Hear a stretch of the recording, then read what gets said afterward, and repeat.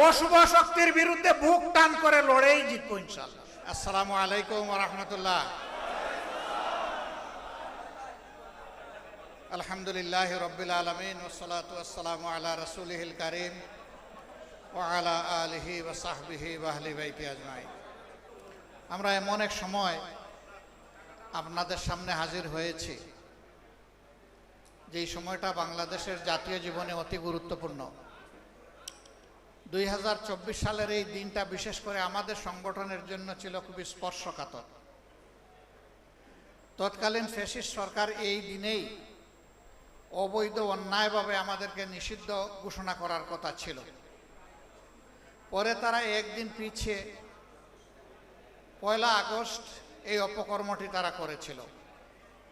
আমরা সাথে সাথে প্রেস কনফারেন্স করে এটা প্রত্যাখ্যান করেছিলাম এবং জনগণকে, আমাদের সহকর্মীদেরকে আহ্বান জানিয়েছিলাম যে এই দেশে প্রতিবাদের শেষ ঠিকানাও এই সরকার যেহেতু নিশ্চিহ্ন করে দিতে চাচ্ছে, এখন আর বসে থাকার সময় নাই।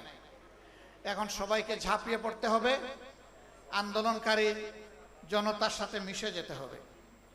আলহামদুলিল্লাহ, মাত্র 3 দিনের ব্যবধানে সরকার মাথা নত করে এই দেশ থেকে পালিয়ে যেতে বাধ্য হয়েছে। তারা আমাদেরকে নিষিদ্ধ করেছিল 1 আগস্ট, আর দুপুরে রান্না ভাত ফেলে তারা চলে গেছে 5 আগস্ট। আল্লাহ তাআলা তাদের কিসমতে ওটা রাখেন নাই। তারা ধারণা করেছিল অতীতের মতো 15.5 বছর যেভাবে মানুষের উপর অত্যাচার নির্যাতন করেছে, এই যাত্রায় তারা ফ্যাসিবাদী কায়দায় সেই আন্দোলন দমন করে দেবে।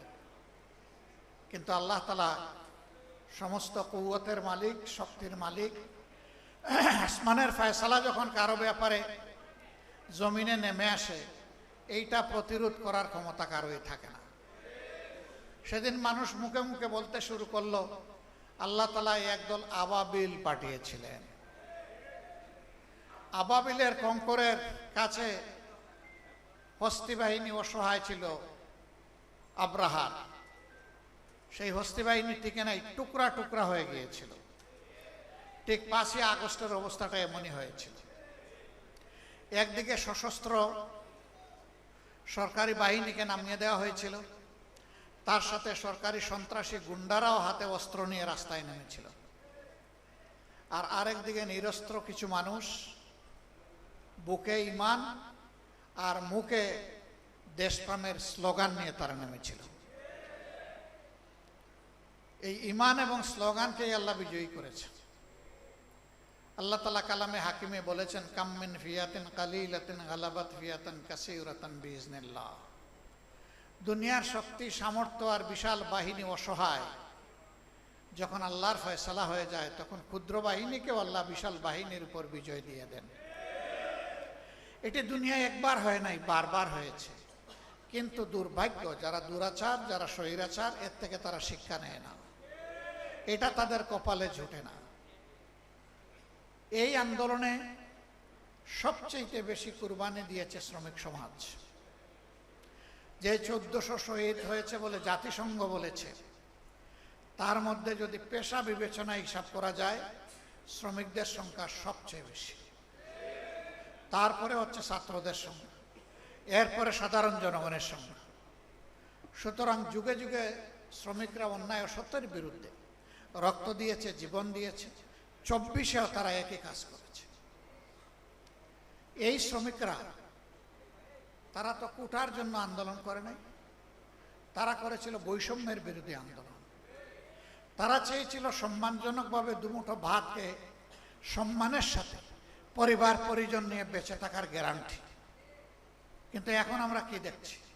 এই যে একটু আগে বিশেষ অতিথি বলে গেলেন, জাতীয় সংসদে বিরোধী দলীয় হুইপ জনাব রফিকুল ইসলাম খান সাহেব, যে এই বিভাগের মন্ত্রণালয়ের যিনি দায়িত্বে, তিনি গদিতে বসেই বলে দিলেন, যদি সমঝোতার ভিত্তিতে কিছু নেওয়া হয় তাইলে এটাকে চাঁদা বলা যাবে না।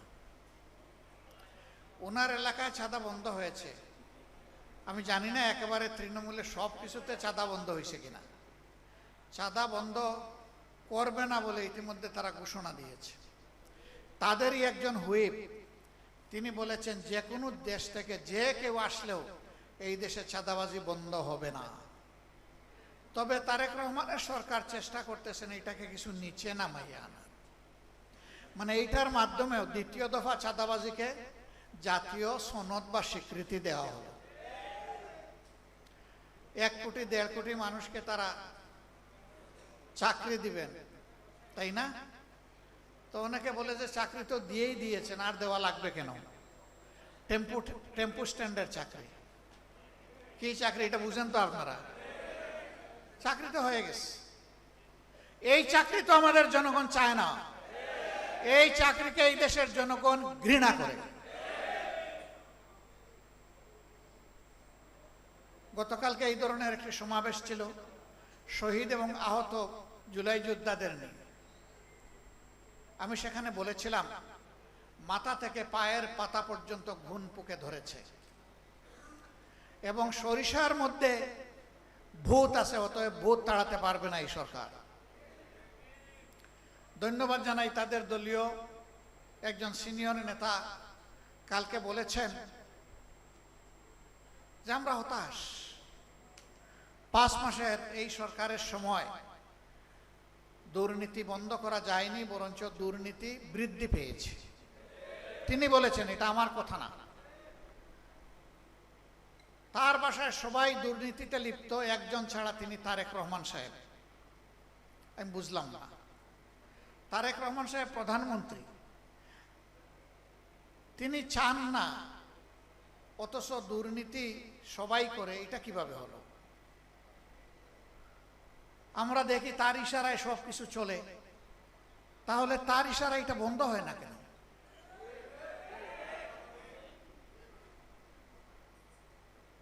আল্লাহ ভালো জানেন মাথা থেকে পায়ের পাতা পর্যন্ত একই, সবকিছু একই কিনা আল্লাহ ভালো জানেন।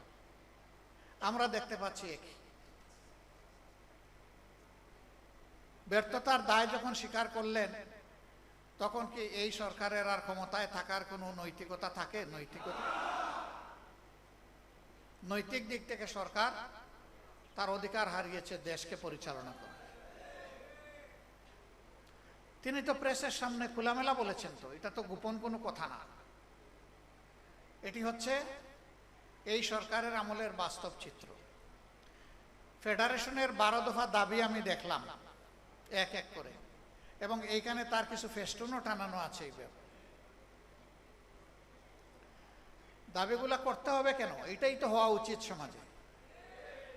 করতে হচ্ছে এই কারণে যে সমাজে ন্যায্য অধিকারটা প্রতিষ্ঠিত হয়তো নাই, বরঞ্চ অধিকার নিয়ে কাড়াকাড়ি হচ্ছে। চাঁদাবাজদের হাতে যেখানে সেখানে পরিবহন শ্রমিকরা তারা নাজেহাল হচ্ছেন। চাঁদা দিতে অস্বীকার করলেই তাদের উপর বিপদ নেমে আসছে, তাদেরকে মারধর করা হচ্ছে, আহত করা হচ্ছে, গাড়ি ভেঙে দেওয়া হচ্ছে। কারা করছে? সরকারি দলের লোকেরা করছে, এটা পরিষ্কার। আমরা আপনাদের দাবির সাথে সম্পূর্ণ একমত এবং আমরা পরিষ্কারভাবে বলতে চাই, এই বাংলাদেশ থেকে ইনশাআল্লাহ ভূত তাড়ানো হবে।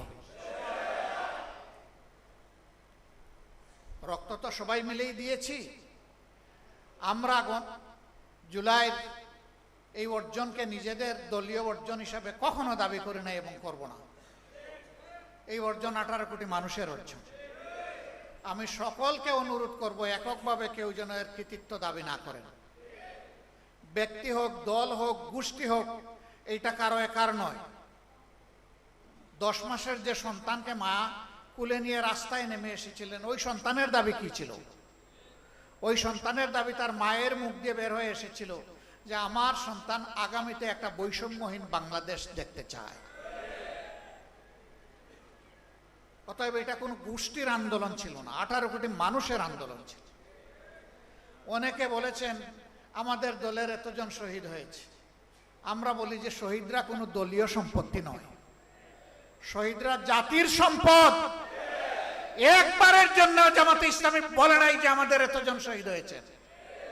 আমরা প্রতিজন শহীদকে সম্মান করি এবং জাতির সম্পদ হিসাবে তারা সবাই আমাদেরও সম্পদ। আহত পঙ্গু যারা হয়েছেন তারা এখনো কষ্টে কাতরাচ্ছেন। বুলেট পিলেট শরীরে নিয়ে তারা রাতে ঘুমাতে পারে না, কাজকর্ম করতে পারে না, অকেজো হয়ে পড়েছে। তাদেরকে যেভাবে স্বীকৃতি এবং সম্মান দেখানো উচিত সেটা দেখানো হচ্ছে না। আমরা পরিষ্কারভাবে দাবি জানাই, অবশ্যই জুলাইয়ের শহীদ এবং জুলাই যোদ্ধাদেরকে তাদের প্রাপ্য সম্মান দিতে হবে। যদি তাদেরকে তাদের প্রাপ্য সম্মান দেওয়া হয়, তাহলে মায়েদের গর্ভে আরো বেশি বেশি করে বীর জন্ম নেবে ইনশাআল্লাহ। আর যে জাতির মায়েরা বীর সন্তান জন্ম দেবে, সেই জাতি বিশ্বের কোনো দানবের কাছে মাথা নত করবে না। আমরা কোনো আধিপত্যবাদের কাছে মাথা নত করব না। অনেকে আমাদেরকে পার্টি নন গ্রাটা, মানে তাদের দেশে এই পার্টিকে তারা বরণ করবে না বলে ঘোষণা দিয়েছে। আমরা এগুলা কেয়ার করি না। আল্লাহ তাআলা বাংলাদেশে জন্ম দিয়েছেন, এই বাংলাদেশের লাভ ক্ষতি হচ্ছে আমাদের লাভ ক্ষতি। এই বাংলাদেশ নিয়েই বাঁচতে চাই, এই বাংলাদেশের জনগণের জন্য লড়াই করতে চাই, এই বাংলাদেশের জনগণের হাতে হাতে তাদের অধিকার তুলে দিতে চাই। এর আগ পর্যন্ত আমরা থামবো না ইনশাআল্লাহ। সম্মানিত ভাইয়েরা, আপনারা সব জায়গায় রুখে দাঁড়ান। আপনি রুখে দাঁড়াইলেই আপনি বাংলাদেশ, আপনি মাথা নত করলেই একদম সর্বনাশ। এই হারা যাবে না, জিততে হবে ইনশাআল্লাহ। অশুভ শক্তির বিরুদ্ধে বুক টান করে লড়েই জিতবো ইনশাআল্লাহ। এবং এদেশের মানুষের অধিকার আমরা ছিনিয়ে আনবো। ধানাই পানাই করা হচ্ছে গণভোটের রায় নিয়ে, আমাদের স্পষ্ট কথা, এই রায় মানতে হবে। 70% জনগণ রায় দিয়েছে। যদি গণতন্ত্রে বিশ্বাস করেন এবং নিজেদেরকে গণতন্ত্রের দল এবং সরকার মনে করেন, তাহলে 70% মানুষের রায় অবশ্যই মানতে হবে। এই রায় অস্বীকার করার মানে হচ্ছে জনগণকে অপমান করা। জনগণের অপমান আমরা বরদাস্ত করব না। আমরা কথা দিয়েছি লড়ে যাব ইনশাআল্লাহ। আমরা কথা দিয়েছি বিজয়ী হব আল্লাহর সাহায্যে বিইজনিল্লাহ। আল্লাহ সবসময় ন্যায় এবং হকের পক্ষে থাকেন, মজলুমের পক্ষে থাকেন। আমরা আগেও মজলুম ছিলাম, এখনো মজলুম, আপনারা বুঝতে পারছেন। আমাদের বিরুদ্ধে হাজার ষড়যন্ত্র হচ্ছে। মহান আল্লাহ আমাদের জন্য যথেষ্ট। হাসবুনাল্লাহু নি'মাল ওয়াকিল, নি'মাল মাওলা ওয়া নি'মান নাসির। আমরা আল্লাহর উপর চূড়ান্ত ভরসা রাখি, আল্লাহর সাহায্য চাই এবং আল্লাহর জন্য মরতেও চাই, জীবন দিতে চাই। আল্লাহর হুকুমে এই মানবতার জন্য আমরা জীবন দিতে চাই। এই জীবন দেওয়াকে গৌরবের মনে করব যদি মানুষের অধিকারের জন্য লড়াই করে আল্লাহ তাআলা আমাদেরকে কবুল করে। সম্মানিত ভাইয়েরা, আপনারা আজকে চলে যাবেন, কিন্তু একটা শপথ নিয়ে যান যে জীবনে নিজে কোনো অন্যায় করবেন না, আর কোনো অন্যায়কে প্রশ্রয় দেবেন না। যদি এই শপথ নিতে পারেন, তাহলে আল্লাহর ওই কালাম, এই কালামের কেরামতি দেখবেন ইনশাআল্লাহ। কাম মিন ফিয়াতিন কালিলাতিন গালাবাত ফিয়াতান কাসীরাতান বিইজনিল্লাহ। এখন যারা দেশ শাসন করছেন, 8 তারিখ যখন